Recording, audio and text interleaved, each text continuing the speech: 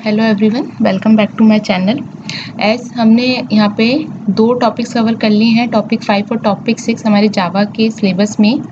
ठीक है, अब हम इनके कुछ एमसीक्यू सॉल्व करके देखते हैं कि हमको कितना नॉलेज हो पाया है, हमारे टॉपिक्स को लेके हम कितना चीज़ों को गेन कर पाए हैं, कितना कंटेंट गेन कर पाए हैं और उसके बेसिस पे हम कितने क्वेश्चंस को सॉल्व कर पा रहे हैं। तो अभी 2 या 3 दिन हम सिर्फ एमसीक्यू सॉल्व करेंगे। जितना टॉपिक हमने 5 और 6 में कवर किया था, चाहे वो लूप हो या फिर उसके अलावा हमने क्या पढ़े, एरे पढ़े, ठीक है, और क्लासेस एंड ऑब्जेक्ट्स के बारे में काफ़ी डिस्कस किया। पूरा टॉपिक 6 जो था हमारा वो क्लास और ऑब्जेक्ट्स के बारे में था।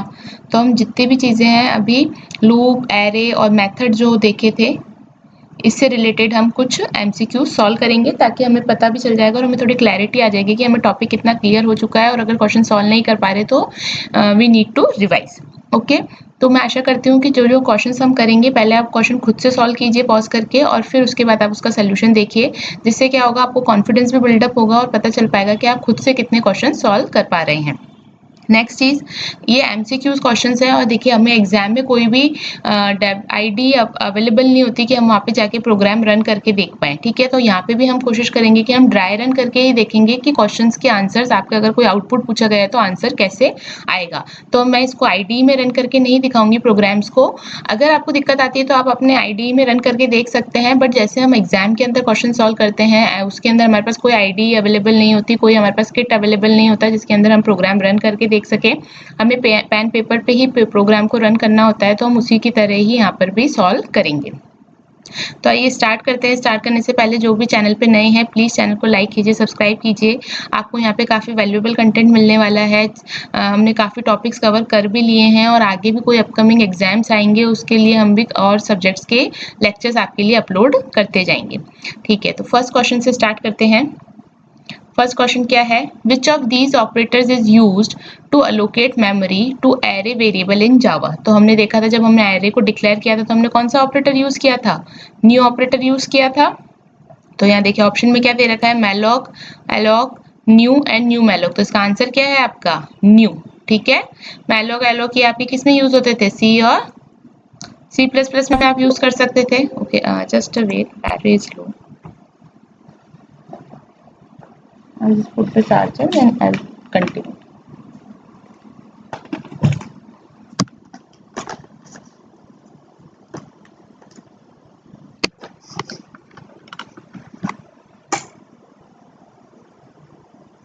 Okay, is it fine now? Yes. तो देखो क्या आएगा आपका आंसर इसमें, न्यू ऑपरेटर हम यूज करते हैं मेमोरी अलोकेट करने के लिए एरे वेरिएबल को जावा के अंदर। नेक्स्ट देखते हैं अब, विच of these is an incorrect array declaration. देखो ये एरे के कुछ डिक्लेरेशन दे रखे हैं और इसमें से हमें इनकरेक्ट वाले डिक्लेरेशन को सेलेक्ट करना है।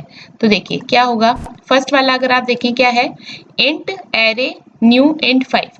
ठीक है, सेकंड क्या है, इंट फिर ब्रैकेट फिर एरे वेरिएबल नेम फिर न्यू इंट 5। तो देखो ये जो फर्स्ट वाला है और सेकंड वाला है, ये दोनों तो करेक्ट ही हैं क्योंकि ये दोनों तो हम यूज कर चुके हैं हमारे प्रोग्राम के अंदर। ये मैंने आपको बताया था, अगर सिर्फ आपको डिक्लेयर कर रहे हो तो ये ऐसे भी कर सकते हो, और अगर आप डिक्लेरेशन के साथ साथ आपके एरे वेरिएबल्स को इनिशियलाइज भी करना चाहते हो तो आप ये वाला मेथड भी यूज कर सकते हो। जो आपका फर्स्ट ऑप्शन है वो भी करेक्ट ऑप्शन है, आप इस तरीके से भी एरे को डिक्लेयर कर सकते हैं। लेकिन अगर आप जो लास्ट ऑप्शन देखें जिसमें हमने क्या लिखा है, इंट एरे वेरिएबल नेम फिर square bracket equal to int फिर ब्रैकेट में पहले साइज दिया है और लास्ट में कीवर्ड यूज किया है न्यू, तो ये बिल्कुल इनकरेक्ट एरे डिक्लेरेशन है। तो हमको इनकरेक्ट ही पूछा गया तो हमारा आंसर क्या हो जाएगा, डी हो जाएगा यहाँ पे। ओके, नेक्स्ट क्वेश्चन पे चलते हैं। What will be the output of the following Java code? Code क्या दे रखा है, इंट एक एरे वेरिएबल दे रखा है जो कि डिक्लेयर कर रखा है कितने साइज का, 5 साइज का। ठीक है, और इसको प्रिंट करवा रखा है। अब आप यहाँ पे देखिए, यहाँ पे आप कोई भी इंडेक्स वैल्यू नहीं ले रहे, आपने सिंपली क्या करा, जो भी आपके एरे का वेरिएबल नेम था उसको यहाँ पे प्रिंट करवा दिया। तो जब आप इस तरीके से कुछ वैल्यू प्रिंट करवाते हैं तो आप यहाँ पे क्या प्रिंट करवाने की कोशिश कर रहे हैं, एक रेफरेंस वेरिएबल प्रिंट करवाने की कोशिश कर रहे हैं। तो जब भी आप कोई प्रिंट करवाना चाह रहे हैं किसी भी रेफरेंस वेरिएबल को इंटरनली जब भी प्रिंट करवाना चाह रहे हो तो कौन सा मेथड कॉल हो जाता है, यहाँ पे देखिए मैंने लिखा है to string will be called. ये हम आगे पढ़ेंगे, डोंट वरी, ठीक है। But just for the reference, array के रेफरेंस में क्वेश्चन था इसलिए मैंने यहाँ पे इस क्वेश्चन को इंक्लूड किया है, ठीक है। तो ये क्या कह रहा है, अगर आप कभी भी किसी भी रेफरेंस वेरिएबल को इंटरनली प्रिंट करवाना चाहते हैं तो उस केस में क्या होता है, आपका जो टू स्ट्रिंग फंक्शन है वो कॉल होता है, ठीक है। और वो इम्प्लीमेंट कैसे होता है, to return the string in the following form. क्या रिटर्न करता है ये, क्लास का जो भी नेम होगा वो hash code in hexadecimal form. तो बेसिकली ये क्या रिटर्न करेगा, टू स्ट्रिंग मेथड कॉल होगा और वो कैसे इंप्लीमेंट होगा, to return the string in which following form, class का जो भी नेम है उसका हैश कोड और टू स्ट्रिंग मेथड क्या होता है ये हम आगे जाके देखेंगे हमारे आगे के लेक्चर्स में। बट अभी के लिए आप समझ लीजिए, अगर आपने कोई भी रेफरेंस वेरिएबल को इंटरनली प्रिंट करवाया है तो क्या प्रिंट करेगा, this option D, class name hash code in hexadecimal form. Next question देखते हैं, which of this is an incorrect statement, it is necessary to use new operator to initialise an array. Option B क्या है, array can be initialise using comma separated expression surrounded by curly braces. Option C क्या है, array can be initialised when they are declared and option D is none of the mentioned. तो देखो, अगर option C देखें तो array can be initialised when they are declared, तो ये तो सही है, हमने देखा था। हम कर्ली ब्रेसेस की हेल्प से और कॉमा सेपरेटेड वैल्यूज उसमें डाल के डिक्लेरेशन के टाइम पे इनिशियलाइज कर सकते हैं। जो सेकंड है वो उसी चीज की डेफिनेशन है कि आप डिक्लेरेशन के टाइम पे कैसे इनिशियलाइज कर सकते हो, using comma separated expression surrounded by your curly braces. तो ऑप्शन बी भी आपका करेक्ट है। ए ऑप्शन क्या है, it is necessary to use new operator to initialise an array. देखो ये हमेशा ट्रू नहीं होता, क्योंकि देखिए जब आप डिक्लेरेशन के टाइम पे, हमने जैसे यहाँ पे देखा था, यहाँ देखिए, यहाँ पे आप ये वाला जो डिक्लेरेशन है, ठीक है, ये वाला डिक्लेरेशन भी सही है, क्योंकि यहाँ पे आप क्या कर रहे हो, एरे को इनिशियलाइज भी कर रहे हो डिक्लेरेशन के टाइम पे, लेकिन यहाँ देखिए कोई भी न्यू कीवर्ड हमने यूज नहीं किया है, तो मैंडेटरी नहीं है। अगर आप इनिशियलाइजेशन तभी कर रहे हैं तो आपको न्यू कीवर्ड लगाने की जरूरत नहीं है, जबकि यहाँ पे क्या कह रहा है कि it is necessary to use the new keyword. तो आपका क्या हो जाएगा, ऑप्शन ए जो है वो क्या हो जाएगा, इनकरेक्ट स्टेटमेंट। नेक्स्ट क्वेश्चन पे चलते हैं, which of this is necessary to specify at the time of array initialisation. तो ये बात ध्यान रखना, जब अगर आप 2D एरे बनाते हैं, इसका भी हम आगे क्वेश्चन भी देखेंगे, अगर आप 2D एरे बना रहे हैं तो क्या चीज आपको स्पेसिफाई करनी रिक्वायर्ड है, हमेशा रो की वैल्यू आपको स्पेसिफाइड करनी जरूरी होती है। आप कॉलम अगर ब्लैंक भी छोड़ेंगे तो चलेगा, लेकिन रो आपको यहाँ पे स्पेसिफाई करना कंपलसरी होता है। ओके, तो इसका आंसर क्या हो जाएगा, ऑप्शन ए। आप ये करके भी देख सकते हैं, एक 2D एरे बना के देखिए, ठीक है, और इस तरीके से आप आपके इंटेलिजेंट आइडिया में बना के देखिएगा, ठीक है। यहाँ मैंने वैल्यू दे दी 5 और यहाँ पे ये ब्लैंक छोड़ दिया, तो ये बिल्कुल करेक्ट स्टेटमेंट है, ठीक है। लेकिन आप इस तरीके से नहीं दे सकते कि इंट दिया और ये ब्लैंक छोड़ दिया और यहाँ पे 5 दे दिया, ओके। तो रो देना जो है वो कंपलसरी है, तो ऑप्शन क्या हो जाएगा इसका, ऑप्शन ए।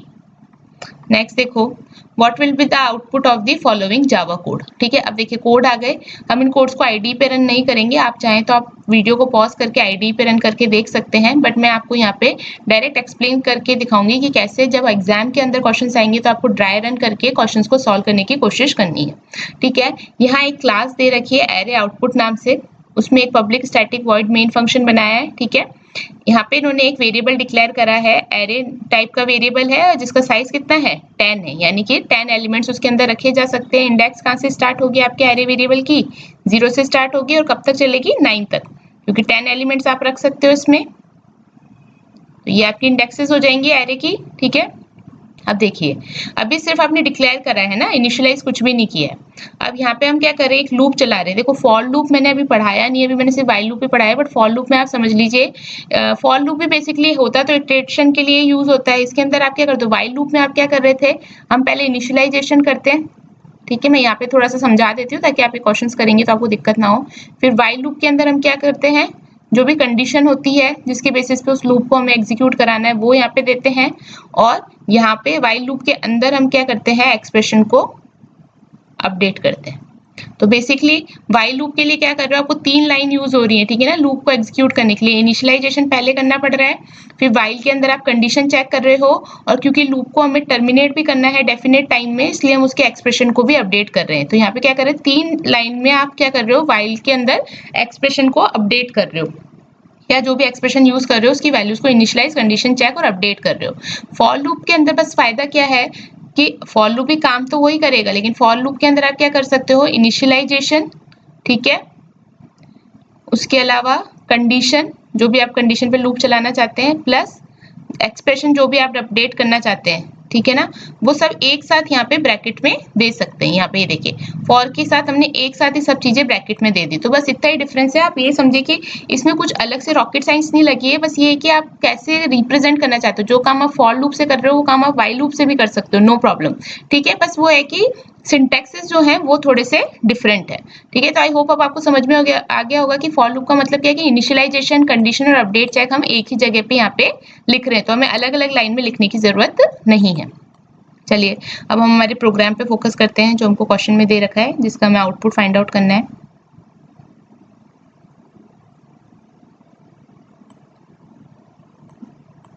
ठीक है, ये देखिए क्या दे रखा है, int i equal to 0, i less than 10 plus plus i, ये कौन सा हो गया, अपना प्री इंक्रीमेंट हो गया। Array variable of i is equal to i, system dot out dot print ln array variable i and i plus plus. अब आप यहाँ देखिए क्या हो रहा है, जब फॉर लूप चलता है तो सबसे पहले क्या होता है, उसका इनिशियलाइजेशन फेज स्टार्ट होता है। तो आई इक्वल टू 0 हुआ, ठीक है। फिर कंडीशन चेक होगी कि 0 क्या लेस देन से 10 है, 0 लेस देन से 10 है, कंडीशन ट्रू है, तो अपडेशन पहले नहीं होगा, पहले यहीं तक ही चेक होगा, ठीक है। तो 0 लेस देन 10 है तो आप क्या चलो चाहोगे, यहाँ पे लूप की बॉडी के अंदर चले जाएंगे। अब यहाँ पे जो भी स्टेटमेंट्स है हमें वो एग्जीक्यूट करनी है। फर्स्ट स्टेटमेंट क्या है, एरे वेरिएबल जो हमने ऊपर 1D एरे बनाया था उसके ith इंडेक्स पे आई की वैल्यू अभी क्या है, इनिशियली 0 है, ठीक है। उसके ith इंडेक्स पे आप क्या डाल दो, आई डाल दो, यानी कि 0th इंडेक्स पे क्या वैल्यू चली जाएगी, 0। तो यहाँ पे क्या आ जाएगी, वैल्यू 0, ठीक है। इसके बाद क्या होगा, यहाँ पे हमने इस वैल्यू को प्रिंट कर दिया, ठीक है, और उसके बाद आई को यहाँ पे प्लस प्लस कर दिया। अब देखो आई को आप प्लस प्लस करोगे तो आई की वैल्यू कितनी हो जाएगी, 1। अब ये देखो यहाँ पे लूप की बॉडी खत्म हो गई। अब वापस जब आप ऊपर जाओगे तो सबसे पहले क्या होगा, एक्सप्रेशन अपडेट होगा। तो देखो एक्सप्रेशन में क्या हो रखा है, वापस से आप क्या कर रहे हो, प्लस प्लस आई, तो यहाँ पे 1 की वैल्यू और अपडेट होगी, कितनी हो जाएगी, 2। अब इनिशियलाइजेशन सिर्फ एक बार होता है, अब सिर्फ क्या होगा, कंडीशन चेक होगा और एक्सप्रेशन अपडेट होगा। तो आई की वैल्यू कितनी हो गई, 2। तो यहाँ पे क्या होगा, आई की वैल्यू 2 है, तो यहाँ पे चेक करेंगे कि क्या 2 लेस देन 10 है, कंडीशन ट्रू है। तो वापस अब देखो पहले आप लूप के अंदर जाओगे, ठीक है। ये एक्सप्रेशन जो होता है ना, ये कब अपडेट होता है, जब आप सारे स्टेटमेंट जो भी लूप के अंदर बॉडी के अंदर है वो एग्जीक्यूट कर लेते हो, उसके बाद एक्सप्रेशन अपडेट होता है। ये बहुत इंपॉर्टेंट चीज है, देखो इस पे क्वेश्चन आ जाते हैं और बहुत, देखो क्वेश्चन बहुत ईजी है लेकिन इसको समझना, लॉजिक नहीं पता होगा ना तो क्वेश्चन में गलती आएगी। और हमेशा इस तरीके के जो क्वेश्चंस होते हैं जिसमें आउटपुट पूछा जाता है उसमें जो आपके इनकरेक्ट क्वेश्चंस आउटपुट आएंगे ना वो जरूर होंगे ऑप्शंस के अंदर मेंशन, ठीक है। तो प्लीज ये बात ध्यान रखना, ठीक है। तो अब क्या हुआ, आई की वैल्यू हो गई 2, तो अब क्या कर रहे हैं, एरे वेरिएबल के सेकंड इंडेक्स पे जाके वैल्यू क्या डाल दो, 2 डाल दो, ठीक है। ith इंडेक्स पे वैल्यू क्या डालनी है, आई, और आई की वैल्यू क्या है, 2। तो यहाँ पे ith इंडेक्स पे क्या आ जाएगा, 2, और इस वैल्यू को भी क्या कर दो, प्रिंट। तो अभी तक क्या वैल्यूज प्रिंट हो गई है हमारी, 0 और 2, ठीक है। इसके बाद आई की वैल्यू को अपडेट कर दो, तो आई की वैल्यू अपडेट होके कितनी हो जाएगी, 3। फिर ऊपर जाएंगे, लूप खत्म हुआ, यहाँ पे लूप की बॉडी खत्म हुई, वापस ऊपर जाएंगे, आई की वैल्यू वापस इंक्रीमेंट होके कितनी हो जाएगी, 4। तो यहाँ पे आप समझिए क्या हो रहा है, कंडीशन चेक होने से पहले आई की वैल्यू 2 बार अपडेट हो रही है, ठीक है ना। यानी कि अब आई की वैल्यू जब 4 हुई तब इसने चेक करा कि इस 4 is less than 10, condition true. तो एरे वेरिएबल के 4th इंडेक्स पे जाके वैल्यू कितनी डाल दे, ये 4 डाल दे। तो यहाँ पे कितनी आ गई, 4 आ गई, 4 आ गई, वैल्यू 4 यहाँ पे इसने प्रिंट भी कर the system dot out dot print से, ठीक है। इसके बाद आई प्लस प्लस किया तो 4 की वैल्यू कितनी इंक्रीमेंट हो जाएगी, 5 हो जाएगी। फिर ऊपर जाएंगे, फिर ये वाला इंक्रीमेंट भी लगेगा तो कितनी इंक्रीमेंट हो जाएगी, 5 से 6 हो जाएगी। अब क्या होगी, कंडीशन चेक होगी फिर से, 6 इज लेस देन 10, ठीक है। 6 इज लेस देन 10 तो ये वापस से जाएगा, 6 इंडेक्स पे क्या वैल्यू डाल देगा, 6 ही डाल देगा, और इसको यहाँ पे क्या कर देगा, प्रिंट कर देगा, ठीक है। वैल्यू वापस अपडेट होगी, 6 की वैल्यू अपडेट होगी, कितनी हो जाएगी, 7, और यहाँ पे अपडेट होगी कितनी हो जाएगी, 8, ओके।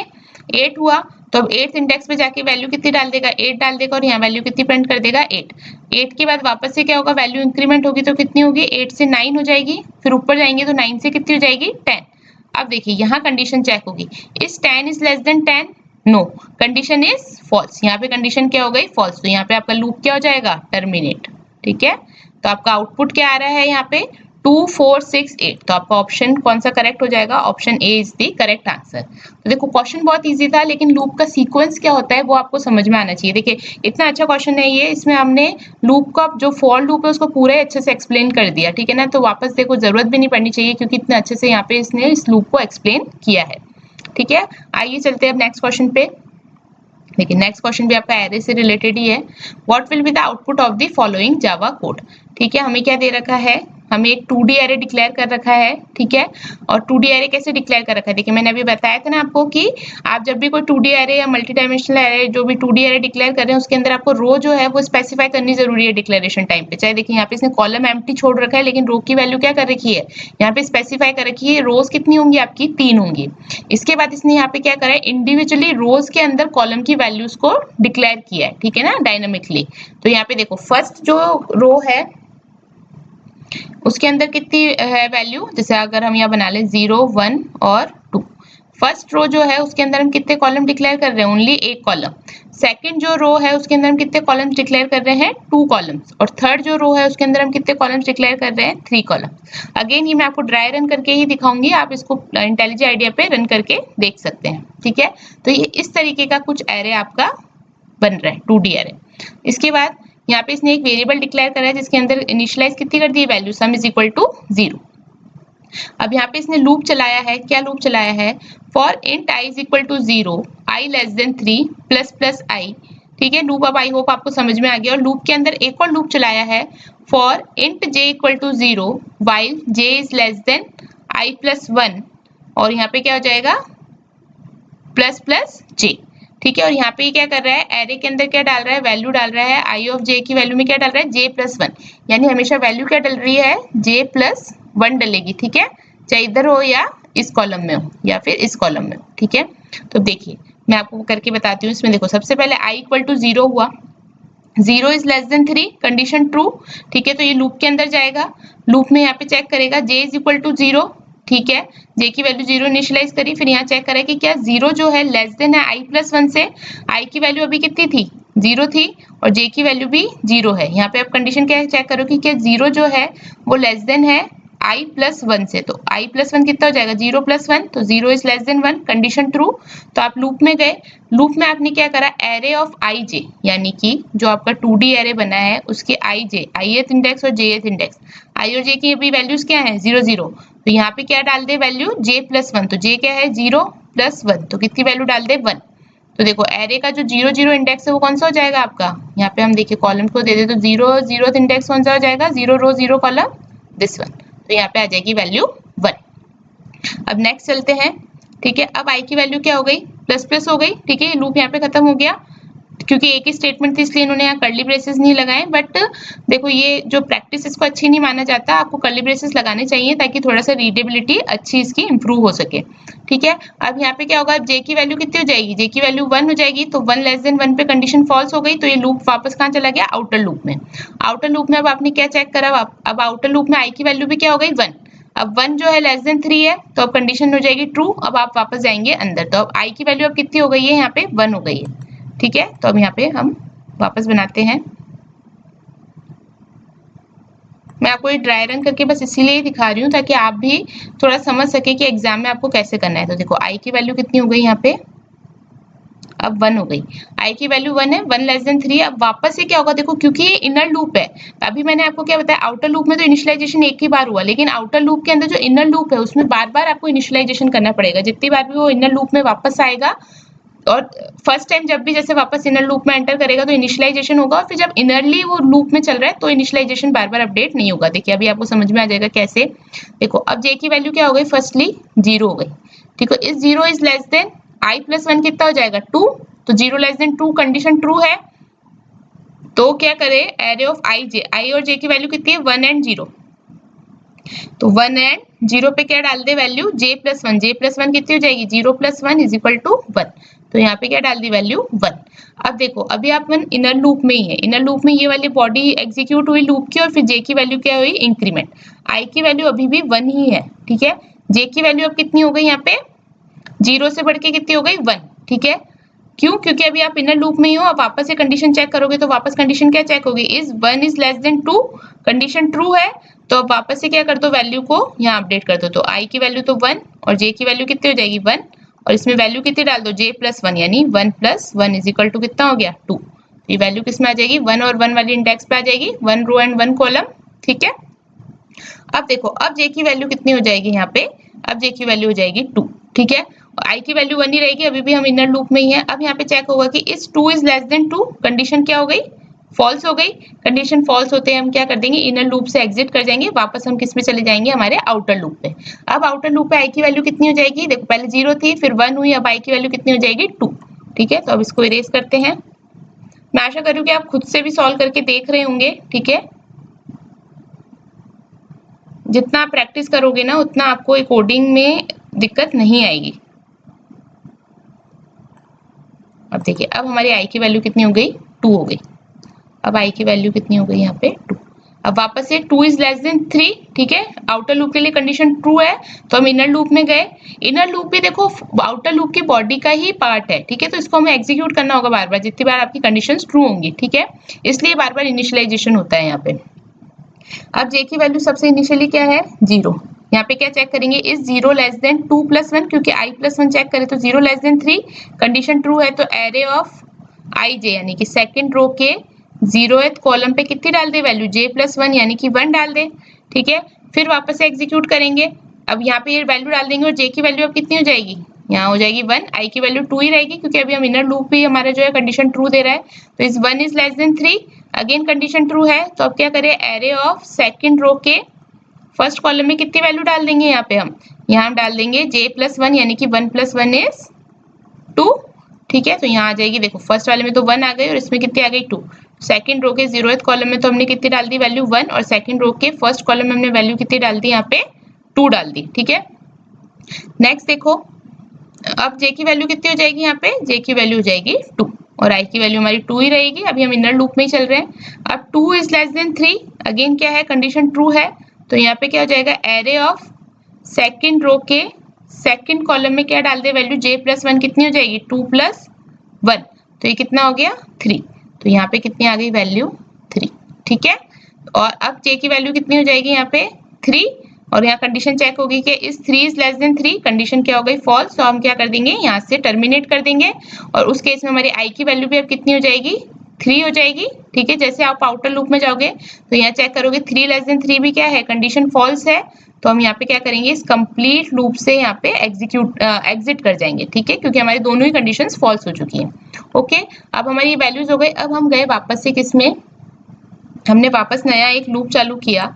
उस लूप में हम क्या कर रहे हैं, int i = 0, i less than 3 ++ i, j = 0, j less than i + 1 ++ j। देखो सेम ही लूप है ना, लेकिन अब हम यहाँ पे कोई वैल्यू इनिशियलाइज नहीं कर रहे, हम यहाँ पे वैल्यू एरे के अंदर कोई वैल्यू इनिशियलाइज नहीं कर रहे, जबकि हम यहाँ क्या कर रहे हैं, सम प्लस, ये कौन सा ऑपरेटर होता है, हमारा शॉर्ट हैंड ऑपरेटर होता है, sum plus equal to array of i j, यानी कि हमने जो ये स्टार्टिंग में एक वेरिएबल डिक्लेयर करा था सम इज इक्वल टू 0, उसके अंदर हम क्या कर रहे हैं, एरे के अंदर जितनी भी वैल्यूज हैं उन सबको सम कर रहे हैं। देखो मुझे कैसे पता चला कि जितनी भी वैल्यूज हैं, क्योंकि देखो सेम ही लूप मैंने ऊपर चलाया था, तो उससे मैं क्या कर रही थी, सारे ही वैल्यूज को एक्सेस कर पा रही थी, और यही लूप मैं वापस चला रही हूँ सम के लिए। इसका मतलब मैं यहाँ पे क्या करना चाह रही हूँ, सारी वैल्यूज को प्लस करना चाह रही हूँ। तो अभी आपको लग रहा होगा कि ये क्वेश्चन को सॉल्व करने में कितना टाइम लग रहा है।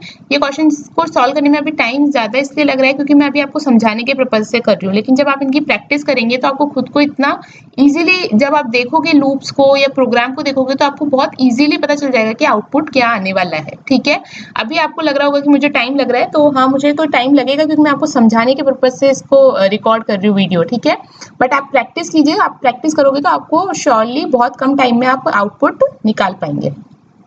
ठीक है, तो अब यहाँ पे क्या हो रहा है, इस लूप से हम क्या कर रहे हैं, इस लूप से हम सारे वैल्यूज को ट्रैवर्स कर रहे हैं। ठीक है, और ट्रैवर्स करके हम क्या कर रहे हैं, सारी वैल्यूज को सम कर रहे हैं सम नाम के वेरिएबल में। तो अब यहाँ पे सिंपली क्या कर दोगे, इस 1 को +1 +1 +1 +1 +2, ठीक है, +1 +2 +3, तो ये सारी वैल्यूज क्या हो जाएंगी, प्लस हो जाएंगी। तो कितना हो जाएगा, देखो 1 + 1 + 2 +1 +2 +3, तो इसकी वैल्यू कितनी आ जाएगी, आपकी 10 आ जाएगी। ओके, देखो 3 + 2 is 5 + 1 is 6, 6 + 4 is 10, तो आंसर कितना आ जाएगा, option B is the correct answer. बहुत अच्छा क्वेश्चन है। देखो लूप्स का भी कॉन्सेप्ट इसमें क्लियर हो गए, और हमारा जो 2D एरे होता है उसका कॉन्सेप्ट भी इसमें बहुत अच्छे से क्लियर हो गया। मैं रिक्वेस्ट करती हूँ कि आप इसको एक बार इंटेलिजेंट आइडिया पे भी रन करके देखिएगा, तो आपका प्रैक्टिस भी अच्छी हो जाएगी। ठीक है, अगर वीडियो अच्छा लग रहा है तो प्लीज चैनल को लाइक कीजिए, वीडियोस लाइक कीजिए अगर आपको वीडियोस अच्छे लग रहे हैं तो। नेक्स्ट देखो, नेक्स्ट वापस से हमारा आउटपुट का आ गया, what will be the output of the following Java code. यहाँ पे देखो वापस एक 1D एरे दे रखा है और यहाँ पे इन्होंने इस 1D एरे को इनिशियलाइज भी कर रखा है। ठीक है, इनिशियलाइज कैसे कर रखा है, 0 1 2 3 4 5 6 7 8 9, यानी ये वैल्यूज है हमारी 10 साइज का एरे है और इंडेक्सेस क्या हो गए 0 1 2 3 4 5 6 7 8 9 और इसमें वैल्यूज भी इन्होंने क्या दे रखी है, वैल्यूज भी सेम ही है 0 1 2 3 4 5 6 7 8 एंड 9। यहाँ पे एक वेरिएबल दे रखा है n इक्वल टू 6। फिर क्या कर रखा है, n के अंदर क्या कर रहा है ये, यहाँ क्या लिख रहा है, n के अंदर array of array n divided by 2। इसका मतलब क्या है, n is equal to array of n का मतलब क्या हो गया कि n की वैल्यू कितनी है 6, यानी कि एरे के अंदर 6 इंडेक्स पे जाके देखिए कि क्या वैल्यू है। तो 6 इंडेक्स पे वैल्यू क्या है 6 है, तो ये वैल्यू यहाँ पे रिट्रीव कर ली, डिवाइडेड बाय क्या कर दिया 2। ठीक है, तो n इज इक्वल टू कितना हो जाएगा, एरे ऑफ 3, 2 3 जा 6 होता है। ठीक है, तो एरे ऑफ 3 की वैल्यू कितनी है, थर्ड इंडेक्स पे जाके देखें तो एरे कितनी वैल्यू है 3, तो n की वैल्यू कितनी हो गई 3, यानी n की वैल्यू यहाँ कितनी हो गई 3। ठीक है, उसके बाद आप क्या कर रहे हो, system dot out dot println में क्या कर रहे हो, वापस से हम क्या वैल्यू प्रिंट करवाना चाह रहे हैं, array of n divided bye 3।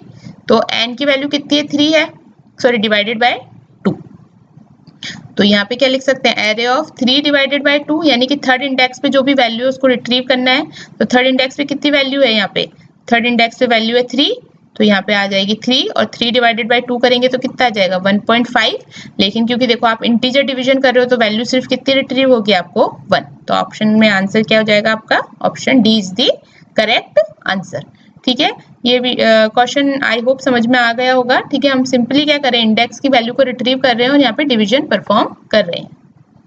Next देखते हैं, what will be the output of the following Java code. एक एरे डिक्लेयर कर रखा है, 1D एरे है, लेकिन किस टाइप का है, कैर टाइप का है। ठीक है, कैरेक्टर टाइप का है और क्या साइज है इसका, 10 साइज है। 10 साइज यानी कि इंडेक्सेस कहाँ से कहाँ तक होंगी, 0 से 9 तक। ठीक है, 0 1 2 3 4 5 6 7 8 एंड 9। एक लूप चलाया है, देखो फॉर लूप ही चलाया, वापस से इनिशियलाइजेशन किया, फिर कंडीशन चेक करी और अपडेट किया एक्सप्रेशन को। तो i equal to 0, 0 is less than 10, condition true है तो लूप में जाएंगे, लूप में देखेंगे एरे वेरिएबल ऑफ 0 में क्या डाल दी नहीं वैल्यू i। देखो अब यहाँ पे ये देखना इन्होंने क्या डाली है, यहाँ पे इन्होंने ये नहीं लिखा है इज इक्वल टू i नहीं लिखा है, क्या लिखा है सिंगल कोट्स में i लिखा है। और ये इसका मतलब क्या हो गया कि हमें कैरेक्टर i डालनी है किसके अंदर, 0th इंडेक्स पे जाके। i की वैल्यू 0 पे हमें i की वैल्यू 0 है, यानी कि 0th इंडेक्स पे जाके मुझे क्या वैल्यू डाल देनी है, i डाल देनी है। तो यहाँ पे क्या वैल्यू आ जाएगी, i आ जाएगी। फिर क्या होगा, इसको प्रिंट भी करना है तो यहाँ पे हमने इसे प्रिंट कर दिया। इसके बाद क्या होगा, लूप की बॉडी खत्म हुई, एक्सप्रेशन अपडेट होगा, i की वैल्यू 0 से अपडेट होगी कितनी हो जाएगी 1 हो जाएगी। 1 इज ऑल्सो लेस देन 10, तो 1th इंडेक्स पे भी वापस क्या डाल दे, वैल्यू i डाल दे। ठीक है, और इसकी वैल्यू को यहाँ पे प्रिंट कर दे। ठीक है, उसके बाद वापस लूप खत्म हुआ, यहाँ पे लूप की बॉडी खत्म हुई, यहाँ पे वापस एक्सप्रेशन अपडेट होगा तो 1 को क्या कर देंगे, अपडेट कर देंगे 2, 2 इज स्टिल लेस देन 10, तो सेकंड इंडेक्स पे भी वैल्यू क्या डाल दे i। तो अब आप समझिए यहाँ पे देखो 3 बार मैंने इस लूप को एग्जीक्यूट किया, बार बार क्या हो रहा है, हर इंडेक्स पे वैल्यू क्या जा रही है, i जा रही है। और लूप भी कब तक चल रहा है, लेस देन 10, यानी कि 0 से लेकर 9 तक चलेगा। और हर बार हर इंडेक्स में आप वैल्यू क्या डालना चाह रहे हो, i, और इसको प्रिंट करवाना चाह रहे हो, यानी कि क्या वैल्यूज आएंगी आपके हर जो एरे बनाया है आपने एरे वेरिएबल नाम से, उसके हर इंडेक्स पे वैल्यू क्या है i। ठीक है, तो 1 2 3 4 5 6 7 8 9 एंड 10, यानी कि जो सारी इंडेक्स है सब पे वैल्यू क्या आप कर रहे हो, कॉपी i। अब यहाँ पे बच्चे क्या कंफ्यूज कर जाते हैं, कई बार जल्दबाजी में है ना सीक्वेंस को जो ये है ना सिंगल कोट्स, इसको स्किप कर जाते हैं, उन्हें लग रहा है और लगता है कि चलो ठीक है आई 0th इंडेक्स पे आई की ही वैल्यू डालनी है तो वैल्यू क्या होगी, ये वाली वैल्यूज हो जाएंगी। ठीक है, तो बट ये नहीं होगी, आप कैरेक्टर को कॉपी कर रहे हो, तो इसका आंसर क्या होगा, option D is the correct answer. Next देखते हैं, what will be the output of the following code. तो देखो क्या है कोड, क्लास एरे आउटपुट। ठीक है, और यहाँ पे है public static void main string arguments. ठीक है, और यहाँ पे वेरिएबल में हमने क्या दे रखी है, यहाँ पे देखो 2D variable declare 2D array declare करा है, उसमें वैल्यूज भी हमने ऑलरेडी दे रखी है। क्या है वैल्यूज, 1 2 3 4 5 6 7 8 एंड 9। ठीक है, 2D एरे डिक्लेयर करा है और उसके अंदर हमने वैल्यूज भी डिक्लेरेशन के टाइम पे इनिशियलाइज कर दिए। तो ये देखो ब्रैकेट के अंदर, ये ब्रैकेट का मतलब क्या है, ये फर्स्ट रो की वैल्यूज हैं, ये सेकंड रो की वैल्यूज हैं और ये थर्ड रो की वैल्यूज हैं। तो इनको इस तरीके से लिखेंगे 1 2 3 4 5 6 एंड 7 8 9। एक सम नाम का वेरिएबल डिक्लेयर करा है जिसमें वैल्यू क्या है, सम इज इक्वल टू 0। इसके बाद आप क्या कर रहे हो, यहाँ पे लूप चला रहे हो i equal to 0 to i less than 3, i plus plus j equal to 0 to j less than 3। तो देखो ये क्या लूप चला रहे हो आप, आपका एरे का ऑर्डर क्या है, यहाँ पे अगर आप देखें तो 3 रोज है और 3 कॉलम है, ठीक है। और तो कितने हो जाएंगे, टोटल एलिमेंट्स हो जाएंगे 9, ठीक है। और यहाँ पे आप जो लूप चला रहे हो, क्या चला रहे हो, 0 से लेस देन 3 और 0 से लेस देन 3। जो आउटर लूप है वो किसके लिए चलेगा, रो के लिए, और इनर लूप किसके लिए चलेगा, कॉरेस्पॉन्डिंग रो के कॉलम्स के लिए, ठीक है। तो i इक्वल टू 0 पे j कितनी बार चलेगा, j चलेगा 3 बार, 0 1 एंड 2, ठीक है। 0 1 एंड 2, 0 1 एंड 2, ये रोज हो गई और ये कॉलम्स हो गई। तो i इक्वल टू 0 की रो पे कॉलम j की वैल्यू कितनी बार चलेगी, 1 को भी एक्सेस करेगा, 2 को भी करेगा और 3 को भी करेगा। और तीनों की वैल्यूज को सम करके किस में दे देगा, सम के अंदर। तो यहाँ क्या हो जाएगा 1 + 2 + 3। तो कितना आ गया, सम की वैल्यू आ गई 3 + 2 कितना हो गया, 5 + 1 6, ठीक है। तो ये हो गई वैल्यू 6। फिर वापस से क्या होगा, j की वैल्यू अब 2 के बाद यहाँ पे 3 होते हैं, यहाँ पे इनर लूप एग्जिट हो जाएगा, वापस हम आउटर लूप में जाएंगे। अब आउटर लूप में i की वैल्यू कितनी हो जाएगी, 1 हो जाएगी। तो 1 के लिए वापस से अगेन j जो है कितनी बार चलेगा, 3 बार, 0 1 और 2। तो 4 + 5 + 6, तो 6 के अंदर ये तीनों वैल्यूज भी प्लस हो जाएंगी। तो कितना हो जाएगा, 6 + 4 इज 10, 10 + 5 इज 15 एंड 15 + 6, सम की वैल्यू 6 हो गई थी ना, अपडेट हो गई पहले। तो 15 + 6 कितना हो गया, 21। अब सम की वैल्यू हो गई 21 और j की वैल्यू भी अपडेट हो जाएगी। तो 3 लेस देन 3 कंडीशन फॉल्स हो गई। वापस से क्या होगा, अब i की वैल्यू यहाँ पे हम आउटर लूप में आ जाएंगे। तो i की वैल्यू कितनी हो गई, 2। i इक्वल टू 2 के लिए भी j कितनी बार चलेगा, 3 बार, 0 1 एंड 2, ठीक है। तो यहाँ पे वैल्यूज कौन सी प्लस हो जाएंगी, 7 + 8 + 9।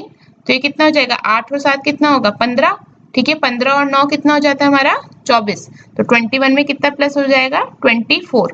तो ये कितना हो जाएगा, 4 + 1 इज 5 एंड 2 + 2 इज 4। तो सम की वैल्यू कितनी आ गई, 45। और हम प्रिंट क्या करवाना चाह रहे हैं, सम डिवाइडेड बाय 5।